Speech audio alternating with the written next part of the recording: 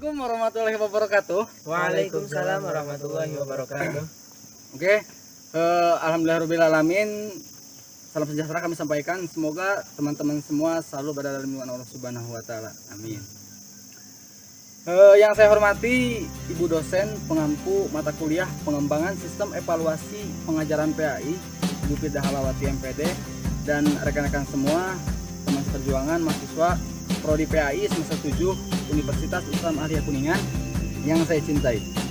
Langsung saja kita di sini dari kelompok 2 akan menyampaikan materi yang berjudul evaluasi pencapaian belajar siswa. Yang mana materi ini adalah bab 2 melanjutkan dari yang kemarin ya, bab 1 yang telah dibahas oleh teman kita Denny, Lukman, sama siapa lagi satu lagi? Oke, sama Dani.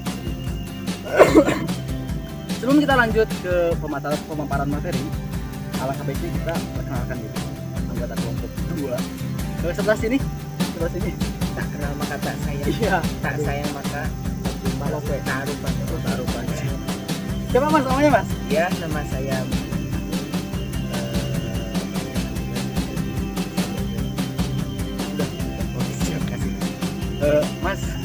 Mas. Assalamualaikum Yang ini dulu nih.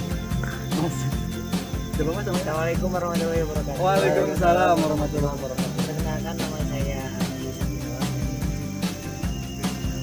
Dan yang terakhir. Perkenalkan nama saya Nurhalis, Prodi PAI semester 7 karyawan. Oke, tadi itu sekilas tentang apa ya, perkenalan. Oh, saya belum ya. Saya namanya Suto Maulana. Udah boleh. Dan untuk lebih jelasnya nanti kita cantumkan ya link di kolom komentar ya, di Instagram kita. Nanti kalian kalau mau kepo atau ini tinggal DM aja. Tinggal klik aja mas. Udah diklik baru di DM gitu ya.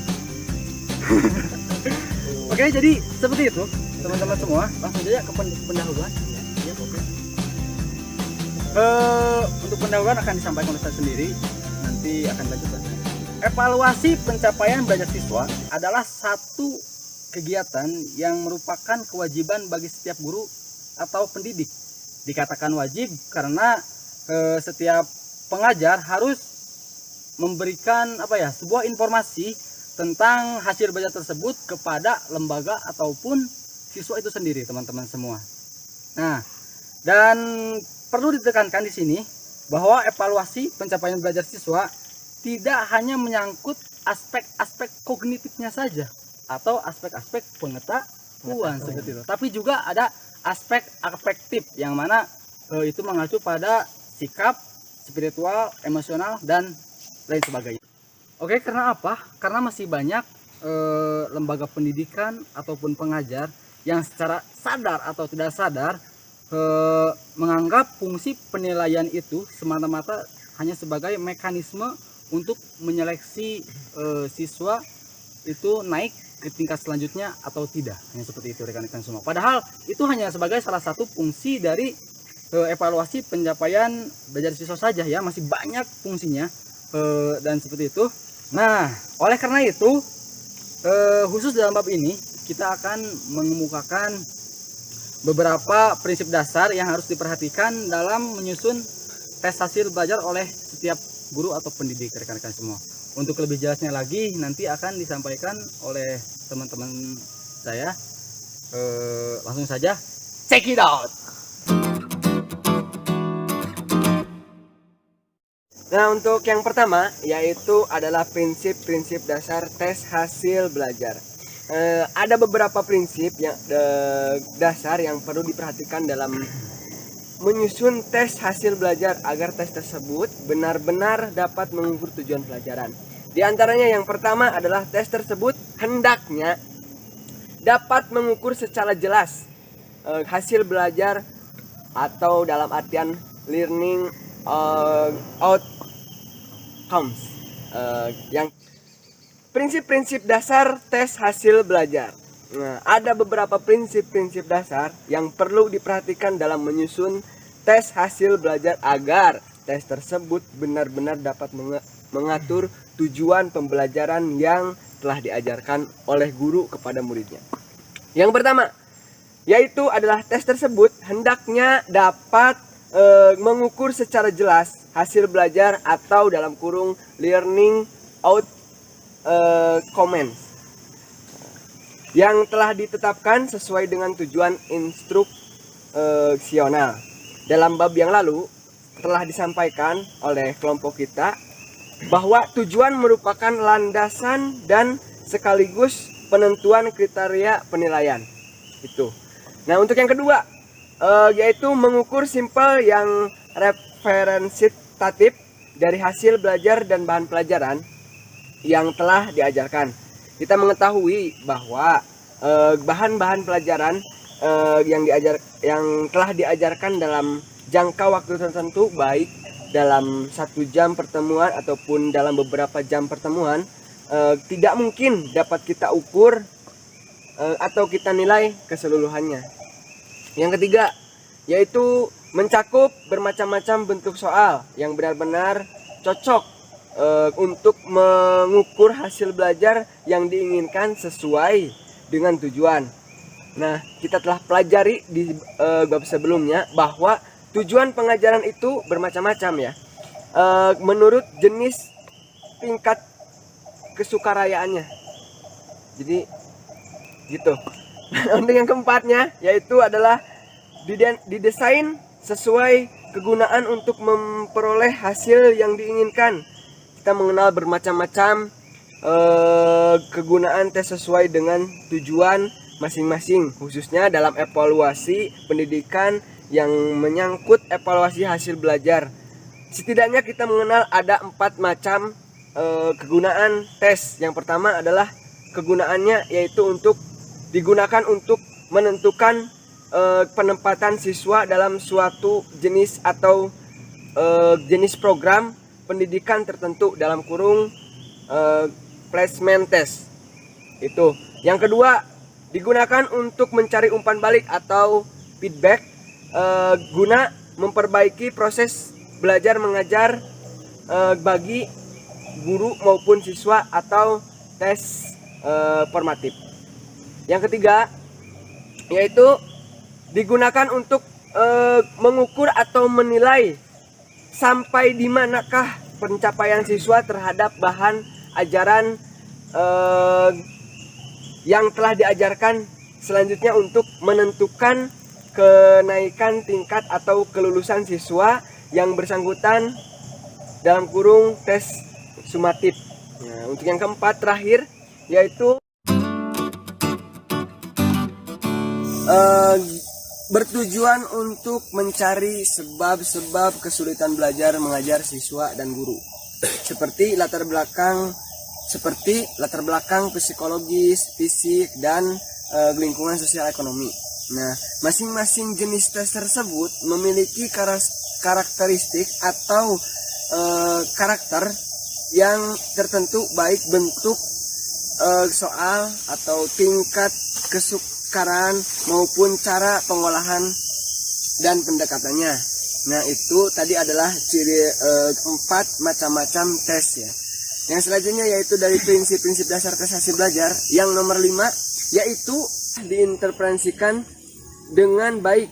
Suatu alat evaluasi dikatakan andal atau reliable jika alat tersebut dapat menghasilkan suatu gambaran atau hasil pengukuran yang benar-benar dapat dipercaya. Nah, untuk yang keenam terakhir yaitu digunakan untuk memperbaiki cara belajar mengajarnya siswa atau guru yang telah disebutkan pada ciri-ciri yang tes 4 tadi, yaitu adalah diuraikan bahwa salah satu jenis tes adalah tes formatif, yaitu tes yang berfungsi untuk umpan balik atau feedback yang berguna dalam usaha memperbaiki atau mengajar, baik dilakukan oleh guru atau dilakukan oleh seorang murid. Terima kasih. Itu dia tadi adalah prinsip-prinsip dasar tes hasil belajar. Untuk selanjutnya yaitu akan disampaikan oleh saudara Adi Yusuf Irawan. Kepada yang saya persilakan cekidot. Di sini saya akan menjelaskan mengenai tes. Tes yang pertama yaitu tentang criterion reference test dan non-reference test. Baik, yang pertama criterion reference test. Dickey dan Carey dalam bukunya yaitu The Systematic Design of Instruction menjelaskan mengenai pengertian dan perbedaan antara CRT dan NRT atau Criterion Reference Test dan Norm Reference Test. Baik, yang pertama yaitu tentang Criterion Reference Test. Criterion Reference Test yaitu sekumpulan perangkat atau tujuan yang eksplisit. Dengan kata lain, CRT atau Criterion Reference Test adalah sekumpulan soal yang secara langsung untuk mengukur sampai mana atau sudah sampai mana pengetahuan perilaku yang sudah siswa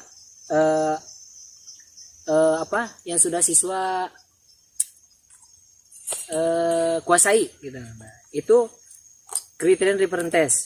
Nah, adapun soal-soal dalam Criterion Reference Test yaitu menuntut agar siswa menggambarkan atau memberi contoh sampai mana dia paham mengenai pembelajaran yang telah ia pelajari. Itu Criterion Reference Test. Dalam kriteria memiliki dua perbedaan atau dua pengertian, bukan dua perbedaan, dua pengertian. Yang pertama yaitu menunjukkan antara menunjukkan hubungan antara tujuan yang bersifat behavior atau perilaku dengan soal-soal yang akan dibuat dalam tes. Itu yang pertama. Jadi menunjukkan hubungan antara tujuan dengan soal. Itu yang pertama. Yang kedua yaitu menunjukkan spesifikasi ataupun ketetapan penampilan yang dituntut untuk dinyatakan sebagai penguasaan, atau dengan kata lain sampai batas mana siswa diharapkan dapat menguasai dan dapat menjawab soal-soal tes tersebut. Baik, selanjutnya Dick dan Carey menjelaskan Criterion Reference Test dalam hubungannya dengan kegiatan belajar mengajar. Yang pertama, ada 4 poin. Yang pertama yaitu entry behavior, atau lebih mudahnya lagi tes yang diadakan sebelum pembelajaran dimulai. Itu entry behavior, tes yang diadakan sebelum pembelajaran dimulai. Gitu. Sebelum pembelajaran dimulai dan materi pun belum ditentukan, itu yang entry behavior. Yang kedua yaitu pretest. Pretest yaitu tes yang diadakan setelah penentuan judul yang akan diberikan kepada siswa, akan tetapi belum dipelajari. Itu pretest. Dan gunanya pretest itu bisa dibandingkan dengan post-test yang akan dibahas setelah ini. Nah, yang selanjutnya yaitu post-test. Post-test yaitu tes yang diadakan di akhir pembelajaran. Yang ada di akhir pembelajaran. Berarti kalau ada di akhir pembelajaran, tes yang menyimpulkan di siswa itu paham atau tidak. Nah, yang ketiga yaitu post-test. Post-test yaitu tes yang diadakan di akhir pembelajaran. Gunanya yaitu untuk mengukur sampai mana siswa itu memahami dengan apa yang telah dia pelajari. Nah, sesuai apa yang telah tadi saya jelaskan di poin kedua yaitu pretest, itu dapat dibandingkan dengan post-test. Dengan kata lain, soal-soal pada NRT tidak terutama didasarkan atas pengajaran yang diterima oleh siswa, akan tetapi penilaian dalam NRT pun dibuat untuk diadministrasikan untuk bermacam-macam siswa dan target populasi atau rank. Dari NRT biasanya diharapkan merupakan kurva atau normal, dan oleh karena itu tes NRT adalah norma kelompok atau presentasi kelompok. Nah, jadi berbedanya di situ. Kalau CRT, Criterion Reference Test, yaitu ditekankan kepada siswa, masing-masing siswa untuk tesnya, Dan untuk NRT itu tidak ditekankan untuk siswa pribadi, akan tetapi kelompok. Mungkin seperti itu.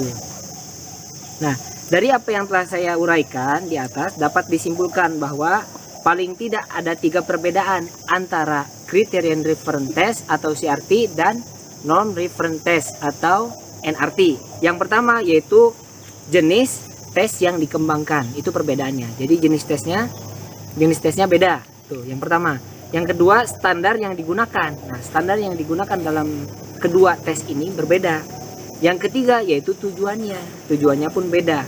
Kalau Criterion itu buat perilaku, kalau NRT yaitu untuk diadministrasikan. Jadi mungkin cukup sekian penjelasan dari saya.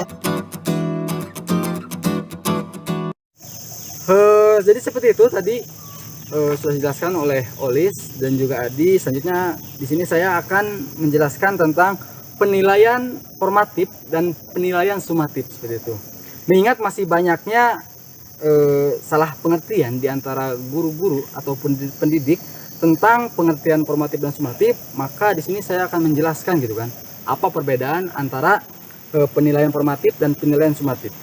Yang pertama, penilaian formatif, yaitu sebuah kegiatan penilaian yang bertujuan untuk mencari umpan balik ataupun feedback ya, yang hasil selanjutnya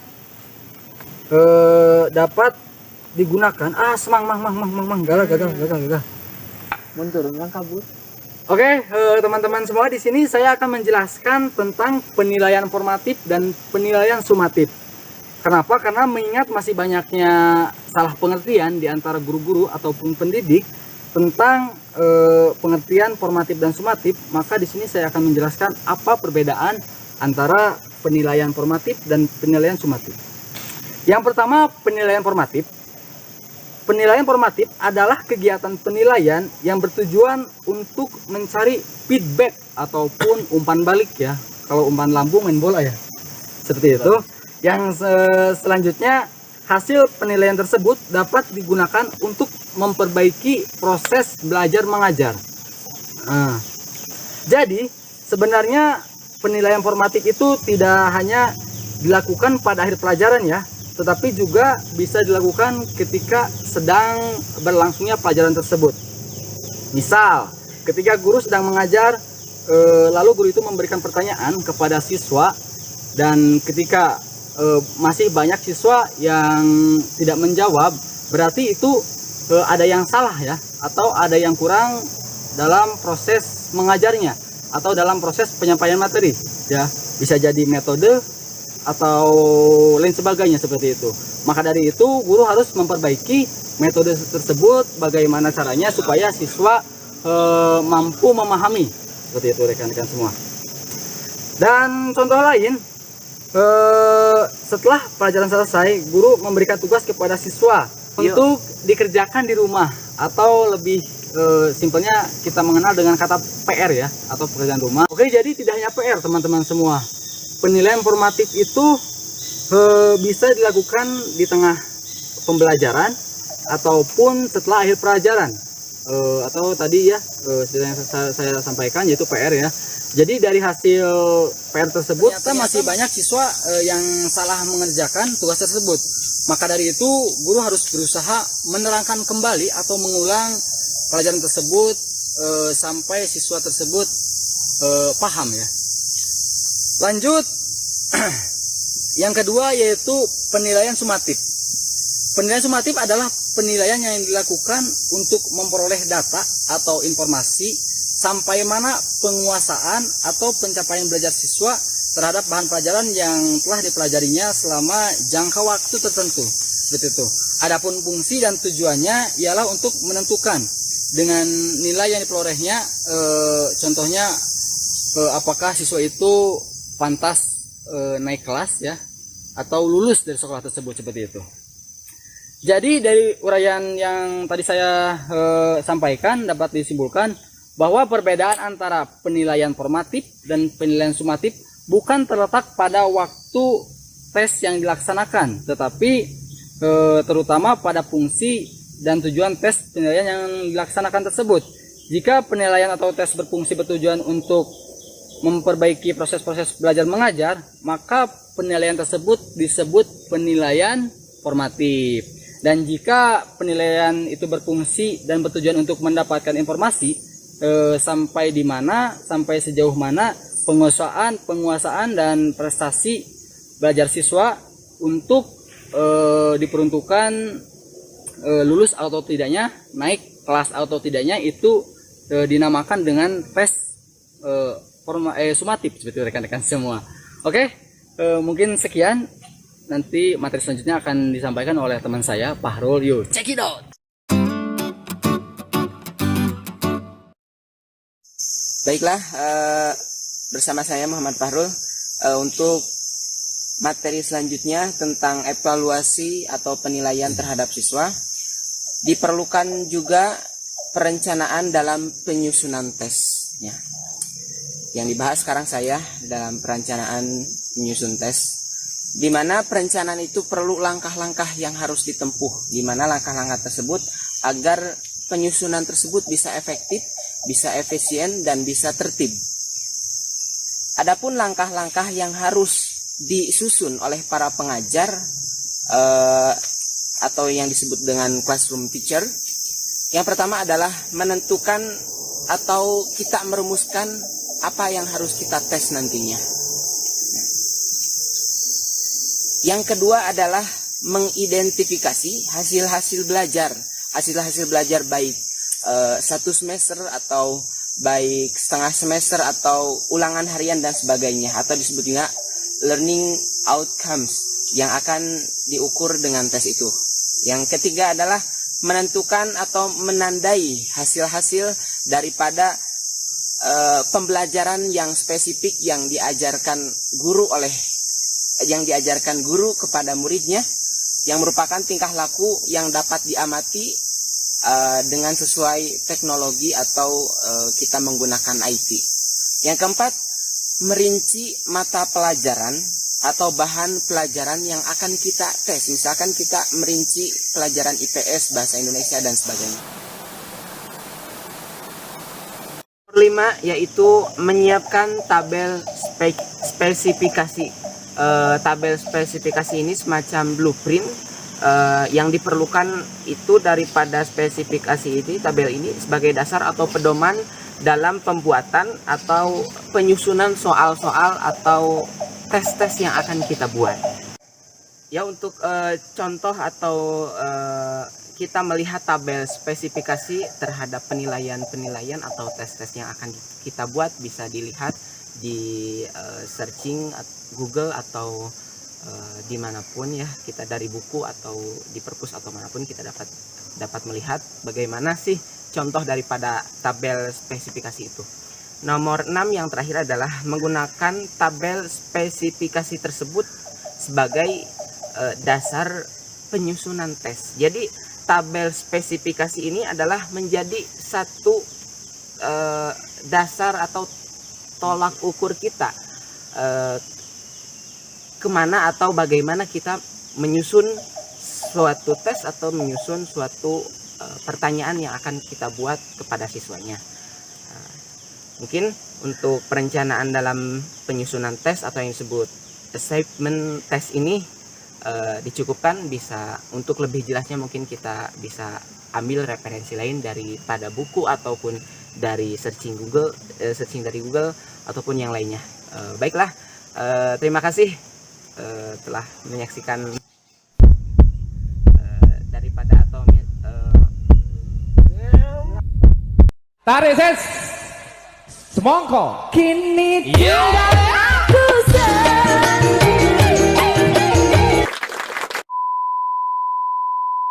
Oke, teman-teman semua, jadi tadi seperti itu ya penyampaian materi dari kelompok kami tentang evaluasi pencapaian belajar siswa.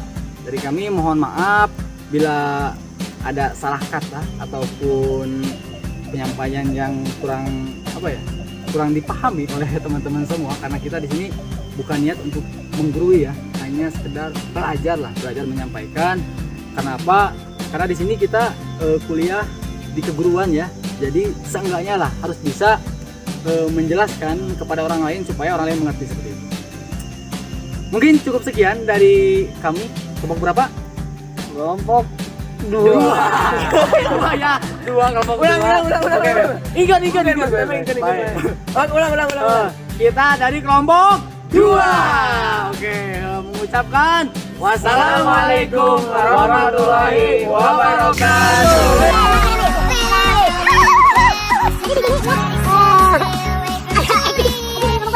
Sudah. Dan ini makasih ya. Dan oke, yang ini bisa kan? Oke. Yang ini siapa? Oh, yang ini. Maaf. Yang ini Mas. Dari kelompok berapa, Mas? Oh, ini lain Mas dari kelompok 3, Mas ya. Oke, terima kasih ya kerjasamanya. Oke, nanti kalau butuh bantuan bisa hubungi saja kita kelompok 2 ya. Terima kasih. Dadah. Masuk TV.